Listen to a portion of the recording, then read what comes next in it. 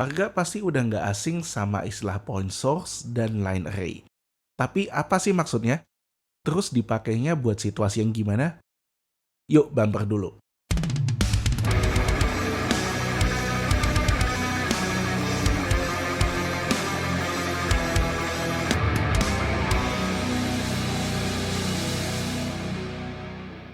Point source seperti di gambar ini adalah speaker yang arah sebaran suaranya tuh ke segala arah.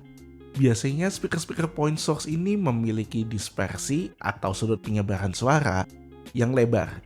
Misalnya 100 derajat horizontal, 50 derajat vertikal. Sedangkan line array kayak gini adalah susunan dari modul-modul speaker yang disusun dan juga digantung secara vertikal. Tujuannya agar setiap modul ini penyebaran suaranya tuh hanya ke arah tertentu saja, tergantung kemana kita ngarahinnya. Biasanya point source akan digunakan untuk meng-cover area dan jumlah audiens yang lebih kecil, dan sebaliknya line array akan digunakan untuk meng-cover area dan audiens yang lebih besar. Ini berlaku untuk indoor maupun outdoor ya warga. Lalu bagaimana dengan cara peletakannya? Oke, secara garis besar kita bisa bagi menjadi dua. Yang pertama, ground stack alias ditaruh di tanah, maupun flown alias digantung. Kita bahas dulu dari ground stack ya. Umumnya speaker point source, apalagi dalam konteks untuk sistem portable, kita akan menggunakannya dalam ground stack. Biasanya kita bisa pakai stand speaker atau bisa ditaruh di atas subwoofernya.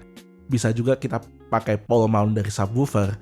Nah, tapi mungkin sempat lihat juga yang model kayak gini nih. Modul-modul line array yang dipasang dengan cara ground stack.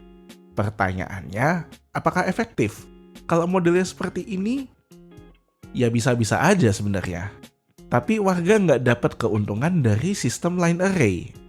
Alias model kayak gini nih, sebenarnya nggak beda jauh sama kalau warga bawa speaker point source 2x15 sebiji dengan sub 1x18 sebiji.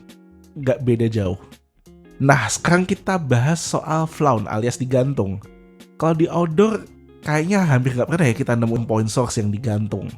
Biasanya kita pakai point source yang digantung ini di indoor dan jumlah speakernya pun banyak.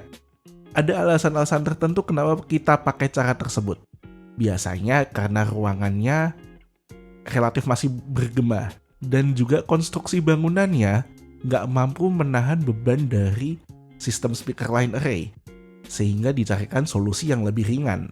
Nah, sekarang untuk sistem line array, kepikiran nggak kenapa sistem line array agar terasa keuntungannya harus digantung? Alasannya kayak gini nih sederhananya.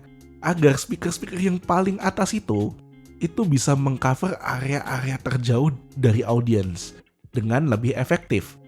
Tapi dalam pemasangan speaker-speaker ini, terlebih ketika kita bekerja dengan lebih dari satu speaker sebagai main atau PA, ada satu hal yang wajib diperhatikan.